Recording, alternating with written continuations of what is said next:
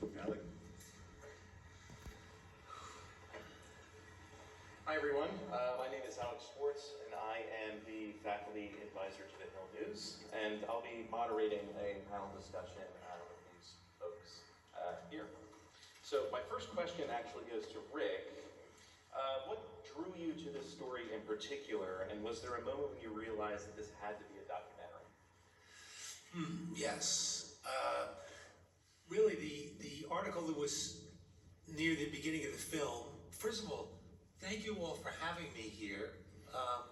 It's great to be here. I love this kind of gathering, and it's great to share the panel with you guys. And I thank you, Evan, for kind of arranging this so that it would happen. I took them to the very best, but they were closing. So. Okay, and I thank the NewsGuild for supporting this effort and all of that. So what's there? Yes. So that article that you saw towards the beginning that said all the global capitals are making so much money wrecking local journalism, it may not stop anytime soon. That provoked the interest in me that, like, why would somebody do such a thing of trying to wreck local journalism rather than practicing it? And the second thing was knowing that newspapers were kind of on the ropes. How was any kind of outfit going to make money on a kind of declining business? That was pretty strange to me.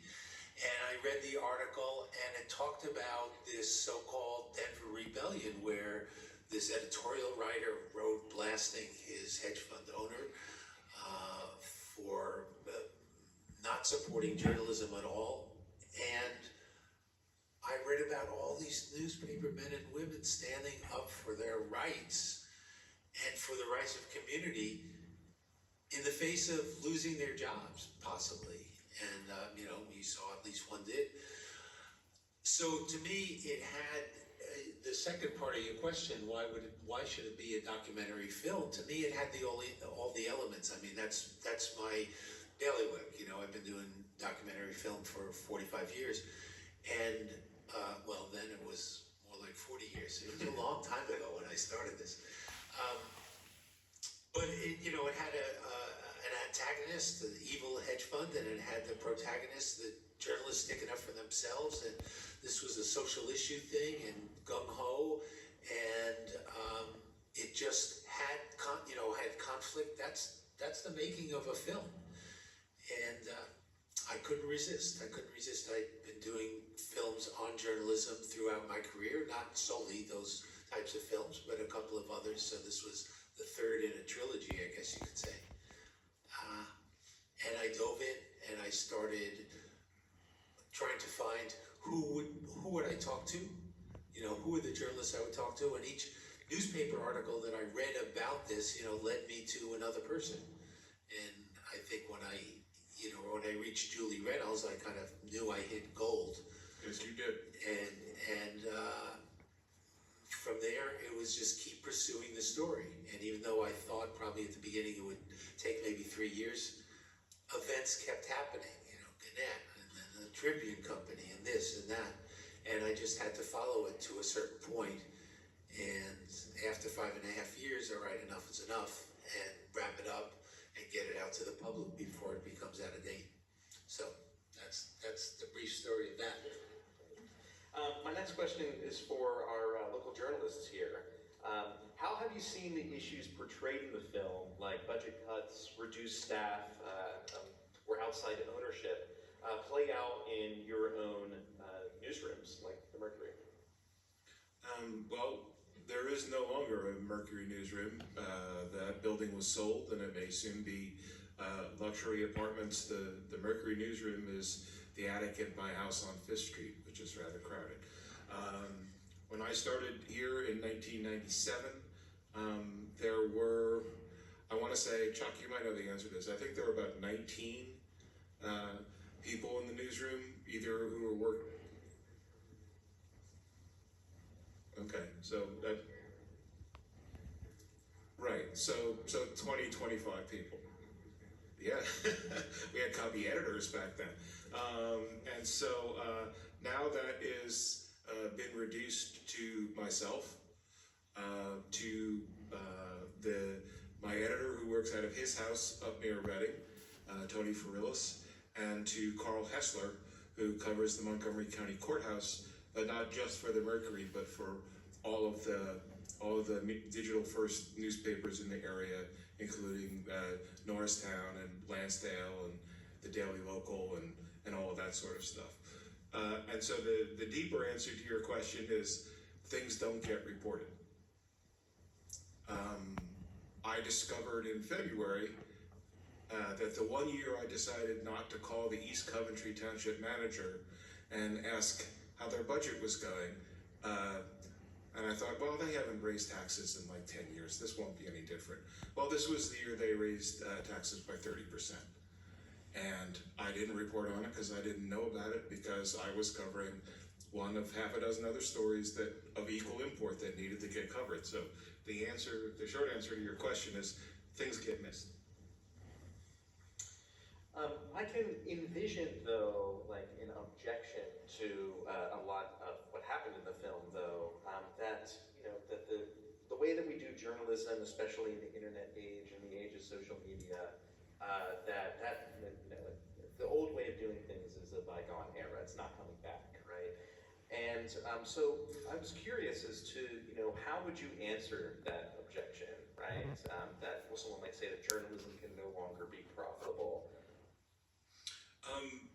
Well, I have a sticker on my computer that says, nowhere did the founders say that if journalism can't be profitable, we won't have journalism. It being profitable was a way to keep it independent for the length of its history up until now. So I would say that those objections are correct, that the old model of journalism can't exist financially anymore. That's become evident, and Alden is making sure that answer never changes.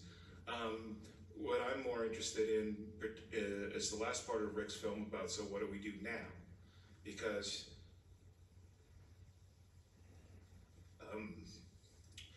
the answer that there can't be any, it's not adequate. If there is, right, some glimmers of hope, right, what are some of the glimmers of hope that you see right now, whether they be nonprofit, whether they be online first? What are some of the glimmers of hope that you see, like, for example, the Colorado Sun, or the Institute for Nonprofit News? I'm assuming that question's to me? Or to anyone. Okay. Yeah. What do you think, Rick? Well, that's what we tried to cover in the film, and not so much to say, this is the right answer, this is the right answer, or this is the right answer. Even public support of journalism, that's not why that is in the film. Why it's in the film is because it's part of the public discussion. 20 years ago, if you asked any journalist in America, well, what do you think? Maybe we should just have tax-supported news organizations as our newspapers. No one would have even entertained the question.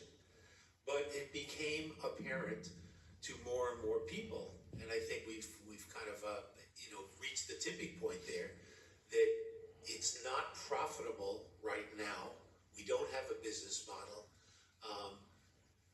Certain localities might have kind of a sort of a business model that make it work, but moving forward, we really haven't worked that out.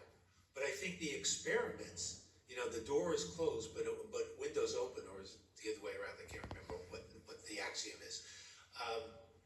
So these startups, the nonprofit newsrooms, cooperative news, gathering and reporting between public radio stations and digital news organizations, having a newspaper also, like selling books or something. I mean, they're being tried all across the country, different ones, and what we're finding is, to some extent, there's success, and that success is different in every locale from each other, and we haven't really hit the button of what's ultimately going to be successful, and I think that's going to take more time, more good thinking, maybe a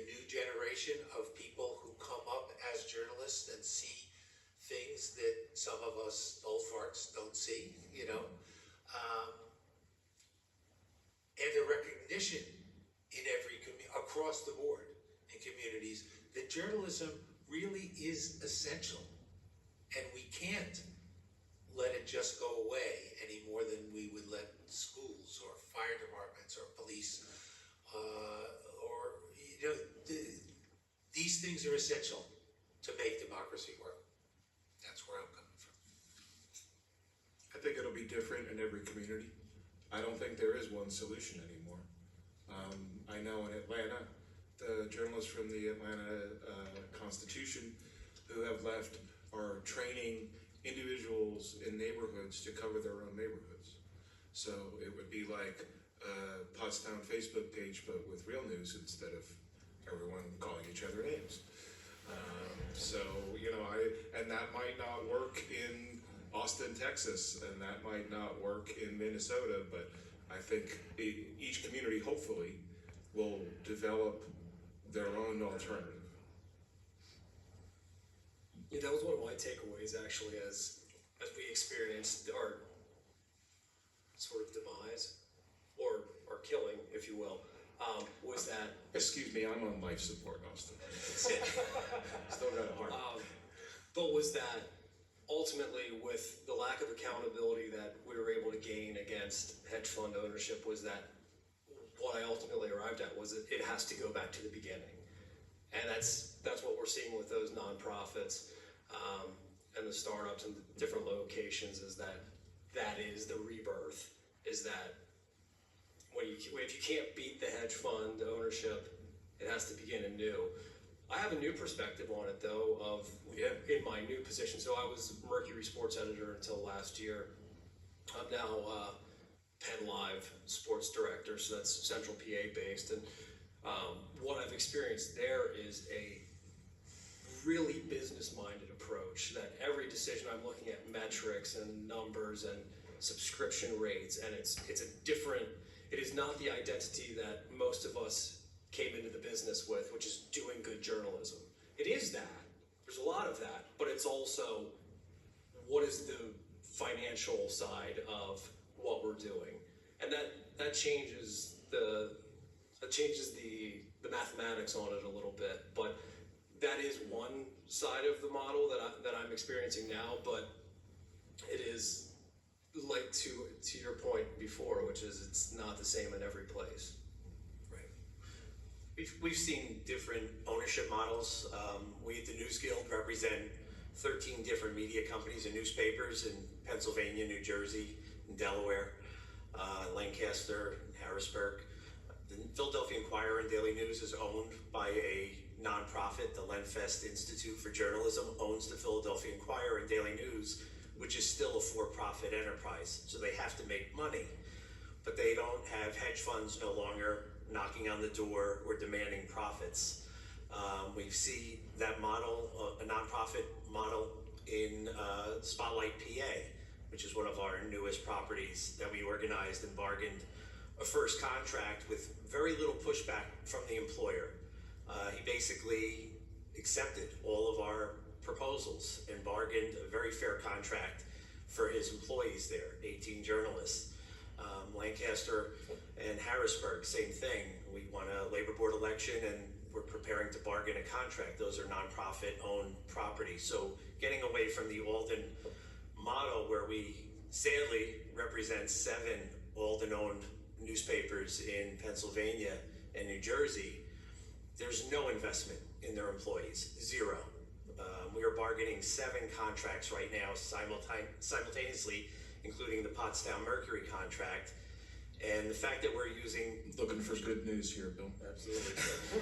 The fact that we're using the strength of all 7 papers bargaining at the same time, which we've never done before in this cluster, which historically turned a 30% profit margin for Alden, the highest in the nation for Alden-owned papers. That wasn't enough. 30% is unheard of 5 or 10 years ago, and that's what they were turning. We now have some strength that we didn't have. We're bargaining jointly or collectively with the employer, and the fear from Alden is, will the employees go out on strike? We haven't decided that yet, but they have finally put money on the table, which they haven't done in the past 10 years. So Evan's gonna get a raise at some point. But we see, you know, we see that the strength is in our membership. When I started here 25 years ago, we had close to 400 members in the old Digital First, now Alden-owned cluster. Today we have about 60. So that just tells you how, you know, how they've decimated the business. They've sold all the real estate. Our members have worked remotely before the pandemic because Alden sold all the properties. So that's a little snapshot of what we're dealing with. Yeah, and I think that, you know, with this new player on the field, Alden Capital, Global Capital, you know, they've really changed the way in which our newsrooms operate, the size. And I was curious, you know, like one of the highlights of the film for me is when the workers and news writers organized to fight back. So what role do you see unionization playing in the future of journalism? You know, what lessons can be drawn from the NewsGuild campaigns we saw, especially when there are small and shrinking newsrooms? Well, I think, you know, the NewsGuild is one of the fastest growing sectors of the communication workers. Our union has grown, our local has grown by about 30 to 40% since 2020. Again, hoo-hoo. Right. around the country, there's a different organizing drive almost weekly. The Washington Post digital employees products team, over 300 employees announced yesterday that they are organizing. Hopefully the Philadelphia Inquirer will follow next. But there is definitely a change in journalism, employees or workers, journalists saying that they want to have a voice at the table. And they are organizing in droves that we've never seen before. I just wanted to add that as I got into this film and I understood the role that the NewsGuild was playing in this whole big picture, it was so impressive to me because, you know, it's usually it's wages, working conditions, and that's the focus. And you know, I'm hearing that's still a major focus. But what they were doing was they were educating the public about what was going on in the newspapers across the country, you know, with hedge fund ownership and other issues. And I think that was such a gift to the rest of us because they really took the lead in that education, number one. And in that fight, as you saw in the film with Gannett especially, I mean, without the NewsGuild, that would have been, you know, a non-existent fight. And instead it was a victory, a temporary victory in terms of Gannett, but a victory nonetheless. Along the same lines, and I'm going to ask only two more questions before we open this up for a Q&A with the audience. But along the same lines, right, Alden seems like it's this shadowy, mysterious group, I guess in many parts, because it is, right? But what can everyday citizens do to support quality journalism in their towns, especially when many feel powerless against the forces driving these changes? And you subscribe to your daily newspaper. Subscribe to the online version if you don't want a print newspaper. But print newspapers still exist. That's the lifeline. Circulation in a lot of newspapers now has surpassed advertising revenue. We never thought we would see that model flip, where advertising was always the cash cow. That has changed dramatically. So circulation is important.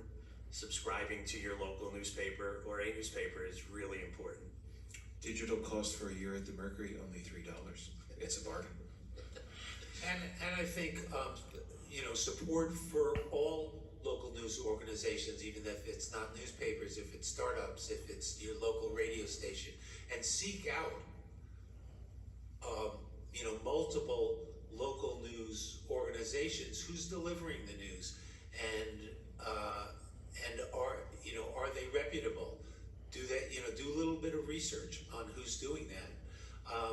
And I'm also wondering if you can comment on how the NewsGuild can be supported by the public. If you want, you know, can you address that because we showed the film in Southern California in, I think it was last October, and the Southern California News Group was in the midst of negotiations. So it was great to have like a handful of those reporters at our screening and being able to talk to the audience there. But I'm wondering if there's kind of more things or ways that the public can support the NewsGuild. Yeah, and it's a tricky balance because again, the public needs reporting. They need to know the news. If it wasn't for people like Evan covering 50 municipalities, how I don't know, you wouldn't know what's going on. And we just need, the NewsGuild. Again, the union is a nonprofit, but we want to show that our members that there is support for them out there, and I think they see that. And when we ask for people to show up at rallies, or to write letters, or to send an email to a publisher, the public responds, and that's really important when we ask for that help. One other thing, I mean, I feel like I don't need to say that in this room. Get to know your newspaper men and women. I mean, I've just been here for a day and going around with Evan. And it seems like he knows everybody or everybody knows him. So I'm like preaching to the choir to say that. But I do think that that's an important thing. Get to know your journalists in your community, and vice versa. If you're a journalist, get to know who the community people are that you might work with. I think most journalists do that anyway, but.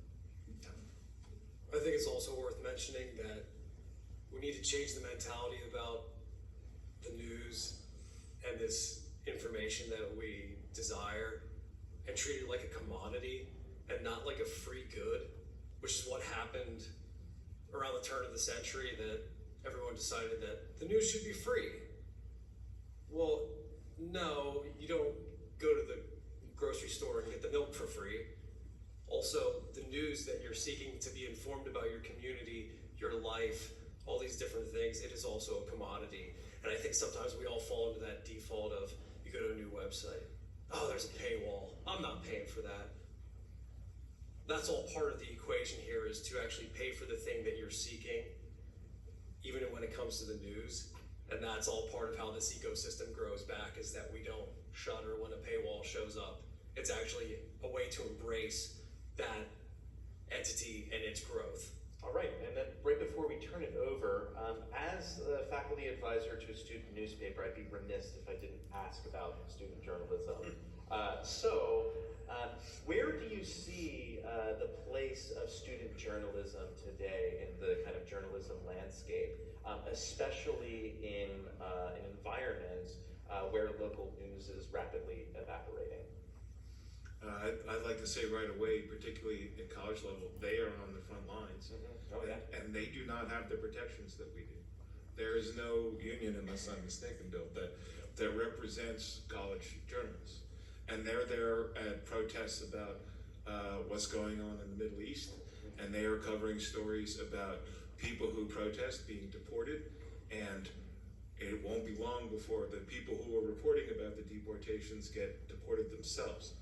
So I'm very impressed with the bravery of the people who continue to do that.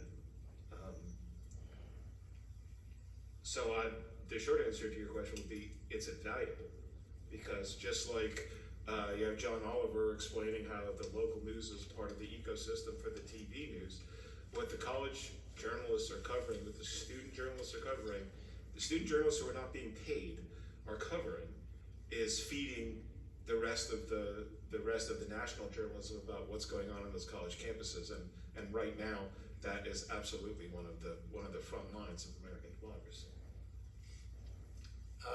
I would agree with that. I'm also looking. This film was done, was finished about 18 months ago, and we're facing now new challenges since January 20th. That add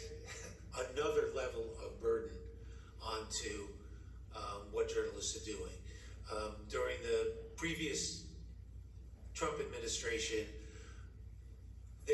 journalists were called the enemies of the people, incessantly. And there was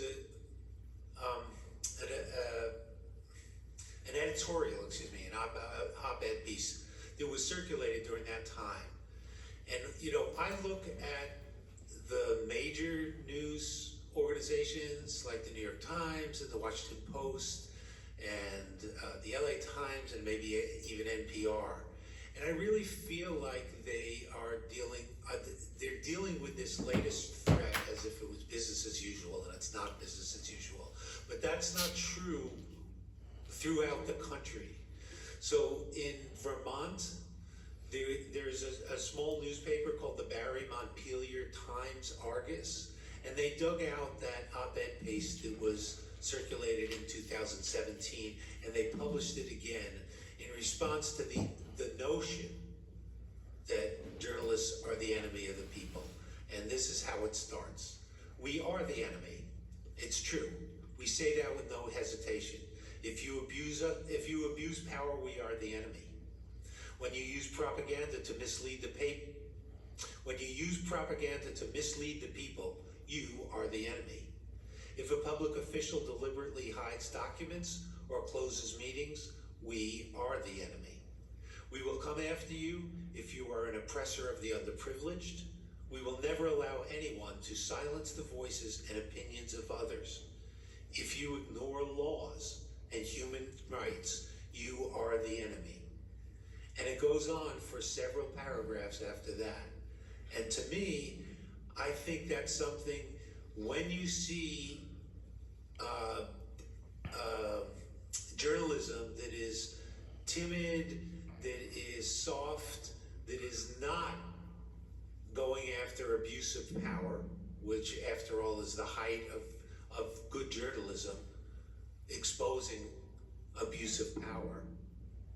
Write letters to the editor. Tell them what you want. And conversely, when you see hard-hitting journalism on a local or national level, write to the people who do that journalism and seek out other forms of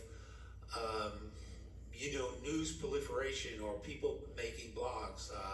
One of my favorites right now is Heather Cox Richardson. Okay, claps in the audience, I like it. The Guardian's doing a lot of good stuff.